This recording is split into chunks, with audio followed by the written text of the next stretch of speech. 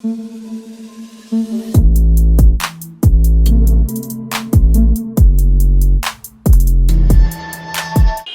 everyone, welcome to my channel Kalpana and Imagination. This is Kalpana here. First of all, happy Navratri to all. आज नवरात्रि का first day है। मुझे नहीं पता ये वीडियो कब अपलोड होगा, बट सबको मेरी तरफ से happy Navratri and stay safe.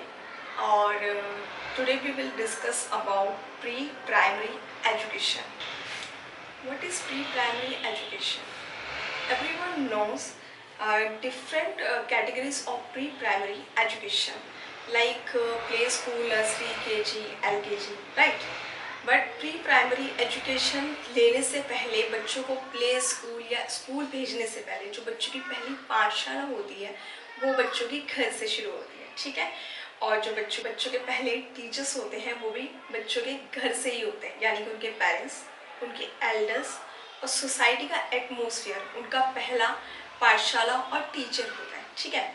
तो जो हमारा अर्ली ईयर का जो टाइमिंग होता है बच्चों का, बेसिकली हम समझते हैं उसको 0 to 3 इयर्स के होते हैं। तो ये जो 0 to 3 इयर्स का जो टाइमिंग होता है बच्चों का, ये बच्चों के लिए बहुत इम्पोर्टेंट होता है।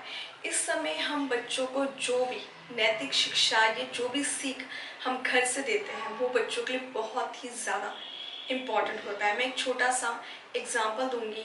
जैसे कि आप लोगों ने पौधे देखे होंगे, मोस्टली घर में पौधे होते हैं। पौधे कैसे होते हैं? पौधे जब हम लगाते हैं तो शुरुआत में हम उन्हें बहुत ज़्यादा टेक केयर करते हैं जब तक कि वो एक पेड़ ना बन जाए, ठीक है। जब पौधे धीरे धीरे बढ़ के पेड़ बन जाते हैं तब हमें उनकी टेक केयर करने की कोई ज़रूरत नहीं होती है। वो अपने आप ही प्रगति से, धूप और बरसात के द्वारा जब पेड़ बन जाते हैं तो धूप और बरसात से ही वो अपना डेवलपमेंट और ग्रोथ करते जाते हैं। वैसे ही पौधों की तरह छोटे बच्चे भी पौधों की तरह ही होते हैं, ठीक है। जितना हम बचपन में उनका टेक केयर करेंगे, उनको अच्छी आदतों को सिखाएंगे, नैतिक शिक्षाओं को सिखाएंगे, अच्छे बिहेवियर को सिखाएंगे, जब उनको वो अच्छी आदतों की, अच्छे बिहेवियर की आदत हो जाती है तो आगे जाके भी वो उन्हीं सब चीज़ों को फॉलो करते हैं, ठीक है। हम उनको जो मेंटली डेवलपमेंट है वो छोटे में ही करवा सकते हैं। अगर हम उनको छोटे में जो अर्ली ईयर जो टाइमिंग होता है, हम उनको उनके अच्छे डेवलपमेंट में अगर हम उनको सपोर्ट नहीं करेंगे तो वो अच्छी तरीके से अपनी ग्रोथ को भी नहीं कर पाएंगे, ठीक है। तो देखते हैं हमारे कुछ अलग अलग टाइप के बच्चे। सभी बच्चे एक जैसे नहीं होते, हर बच्चों में अलग अलग क्वालिटीज़ होती है। हर बच्चा नेचर वाइज अलग होता है, बिहेवियर वाइज अलग होता है, सोच wise, energy wise, activities wise अलग होता है, ठीक है। तो देखते हैं हमारे कुछ अलग अलग तरीके के बच्चे जिनको हम किस तरीके से अलग अलग तरीके से सिखा सकते हैं, ठीक है। और बच्चों को हमें कुछ भी सिखाने से पहले हमें सबसे पहले ये जानना बहुत इम्पोर्टेंट होता है कि बच्चा किस मेंटली, उसकी मेंटलिटी कैसी है या किस कैटेगरी में आता है, राइट। जैसे मैं आपको कुछ एग्जांपल्स देती हूँ। So they are different kinds of childrens. Like first childrens we have intelligent child. Who is intelligent child? Intelligent child वो होते हैं जो इजीली हम उनको थोड़ा सा भी छोटी मोटी एक्टिविटीज़ के साथ जो हम करवाना चाहते हैं वो इजीली कैच करके अच्छे से कर लेते हैं। और कई बार उनका माइंड इतना शार्प होता है कि वो अपने जो सेंसरी मोटर स्किल्स होते हैं उन्हीं के थ्रू वो बहुत ज़्यादा मतलब इधर उधर से ऑब्जर्व करके बहुत जल्दी चीज़ों को सीख लेते हैं। कई बार हम इंटेलिजेंट बच्चों को देखते हैं तो कई बार उनको कई ऐसी चीज़ों का नॉलेज होता है या लिखने का उनका तरीका होता है, या हम कुछ भी पेंसिल से हमने कुछ भी ड्रॉ करके दिया, इजीली उसको बहुत नीट एंड क्लीन वर्क के द्वारा उन्होंने अच्छे से उस काम को करके दिया। दोज आर इंटेलिजेंट चाइल्ड, जिनको हमें ज़्यादा मतलब डिफरेंट एक्टिविटीज़ के साथ करवाने की ज़रूरत नहीं होती। वो इजीली एक ही एक्टिविटीज़ के थ्रू अच्छे से अपने जो भी कॉन्सेप्ट है उनको क्लियर कर लेते हैं। ट्राई करिएगा कि बच्चों को स्क्रीन टाइमिंग जो है वो थोड़ा सा कम दे। और जो बच्चा अगर पोएम कर रहा है, अगर टीवी से या मोबाइल के यूट्यूब से वो पोएम्स वगैरह देख के सीख रहा है तो बच्चा उस चीज़ को प्रैक्टिकली तरीके से करे, ठीक है। जैसे पोएम सीख रहा हो तो वो पोएम्स में जो एक्शंस होते हैं ठीक है, जो वर्डिंग होती है वो बच्चा बोले। आप ट्राई करिएगा, मैंने यही बोला है कि 0 टू जो 3 इयर्स होते हैं, अर्ली इयर्स जो टाइमिंग होते हैं इनका, हमें अगर इनके साथ थोड़ा सा हार्ड वर्क करेंगे तो हमारे बच्चे भी ऐसे इंटेलिजेंट किड्स की तरह शार्प माइंडेड होंगे, जिनको थोड़ा सा या थोड़ी से कॉन्सेप्ट या एक्टिविटीज़ के थ्रू ही उनको बहुत अच्छी तरीके से समझ में आ सकता है। ठीक है, प्री प्राइमरी स्कूल वगैरह में भेजने से पहले जो हमारी पहली पाठशाला घर होता है, हम अगर वहीं से बच्चों को अच्छा मेंटली डेवलपमेंट के लिए उनके अच्छे स्किल्स को समझ कर उनको करवाएं, तो बच्चे शाय चाइल्ड और स्लो लर्नर नहीं होते। शाय चाइल्ड और स्लो लर्नर में ये फ़र्क होता है कि जो शाय चाइल्ड होते हैं वो मोस्टली इंटेलिजेंट होते हैं, बट वो अपने जो हिडन टैलेंट होते हैं वो लोगों के सामने नहीं दिखाना चाहते हैं या लोगों से डिस्कस नहीं करना चाहते। कई बार बच्चे, जैसे कई बार ऐसा होता है कि बाहर से हमारे गेस्ट आते हैं, है ना, तो हमारे बच्चों को पोएम आता होता है, लेकिन हम जब बोलते हैं बच्चे पोएम गा के सुनो, तो बच्चे पोएम नहीं गाते, वो बहुत ज़्यादा शर्माते हैं। क्यों? क्योंकि पोएम उन्होंने गाते हुए सुना है ना, डांस को उन्होंने सुना है बच्चों ने, बट उन्होंने साथ के साथ वो एक्टिविटीज़ नहीं की, है ना, या पेरेंट्स ने उनकी अच्छे से प्रैक्टिस नहीं करवाई, तो हमारे बच्चे शर्माने लगते हैं। कि क्योंकि उनको खुद से पता होता है कि मेरा ये पोएम, ये कॉन्सेप्ट प्रॉपर तरीके से क्लियर नहीं है, राइट। इसलिए बच्चे बहुत ज़्यादा शाय होते हैं। इट मीन्स ये नहीं कि उनको आता नहीं, उनको आता है, बट वो शो करने में शाय फील करते हैं। ठीक है, वो हमारे शाय किड्स होते हैं। उसके बाद हमारे होते हैं स्लो लर्नर, ठीक है, जिनको इजीली अच्छे से समझ में नहीं आता, या इतना सा भी कॉन्सेप्ट उनको समझने में बहुत ही ज़्यादा लंबा टाइम होता है। हमें जो स्लो लर्नर जो बच्चे होते हैं उनके लिए बहुत ही ज़्यादा हार्ड वर्क करना होता है। Hard work in the sense कि अगर हम उनको इतना छोटा सा भी टॉपिक करवा रहे हैं तो टॉपिक हमें कम लेना है, एक्टिविटीज़ कॉन्सेप्ट उनको समझाने के लिए बहुत ज़्यादा लेना होता है। ठीक है, अगर हम स्लो लर्नर बच्चों के अकॉर्डिंग एक्टिविटीज़ और कॉन्सेप्ट बहुत ज़्यादा लेंगे, डिफरेंट एक्टिविटीज़ के थ्रू हम एक कॉन्सेप्ट को करवाएंगे, तो वो स्लो लर्नर बच्चे भी धीरे धीरे कर इंटेलिजेंट बच्चों की कैटेगरीज में आने की पॉसिबिलिटी होती है। लेकिन अगर पहले से ही पेरेंट्स हार मान जाएंगे कि नहीं बच्चा ठीक है, नहीं सीख रहा, टाइम आएगा, थोड़ा बड़ा होगा तो वो सीख ही जाएगा, तो वो पेरेंट्स बिल्कुल गलत सोचते हैं। मेरे अकॉर्डिंग आप छोटे से ही बच्चों का मेंटली डेवलपमेंट करवा सकते हैं।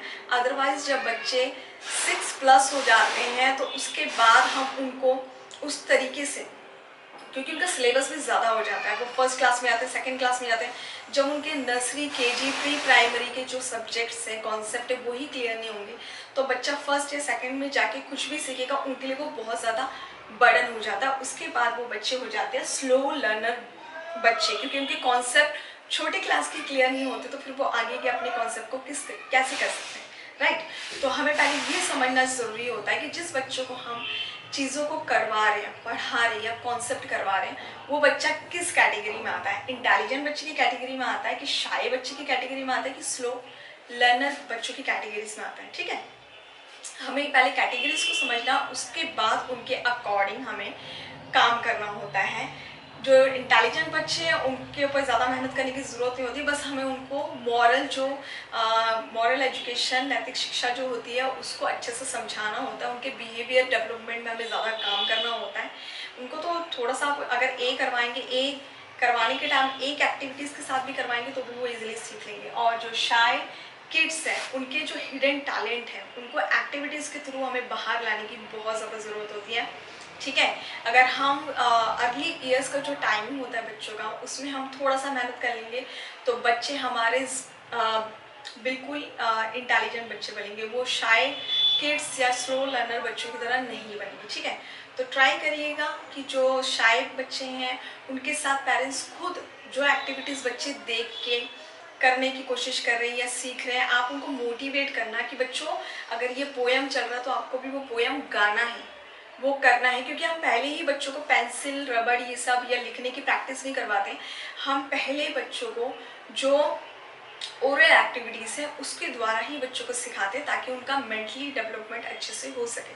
ठीक है, तो हम उनको बच्चों को जो 0 to 3 ईयर्स या 0 to 2 ईयर्स के जो बच्चे होते हैं उनको हम स्क्रीन टाइमिंग ट्राई करेगा कि कम दें, और जितना अगर अगर हम बच्चों को स्क्रीन टाइमिंग दे भी रहे हैं तो उसके साथ जो भी एक्टिविटीज़ बच्चे कर रहे हैं वो प्रैक्टिकल तरीके से वो करें, ठीक है। उनको सिर्फ विज़न कॉन्सेप्ट ही ना करवाएं कि वो सिर्फ देख रहे हैं और देख के वो सीख रहे हैं। बच्चे कभी भी देख के नहीं सीख सकते जब तक बच्चे खुद से उस चीज़ों को ना करें, ठीक है।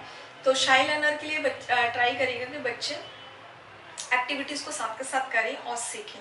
और जो स्लो लर्नर बच्चे हैं उनके लिए आप हमेशा कोशिश करिएगा कि जब तक उनके छोटी एक्टिविटीज़ हो, छोटे कॉन्सेप्ट हो, जब तक उनका क्लियर ना हो तब तक आप उनको बर्डन दे के दूसरे काम को मत करवाइएगा, ठीक है।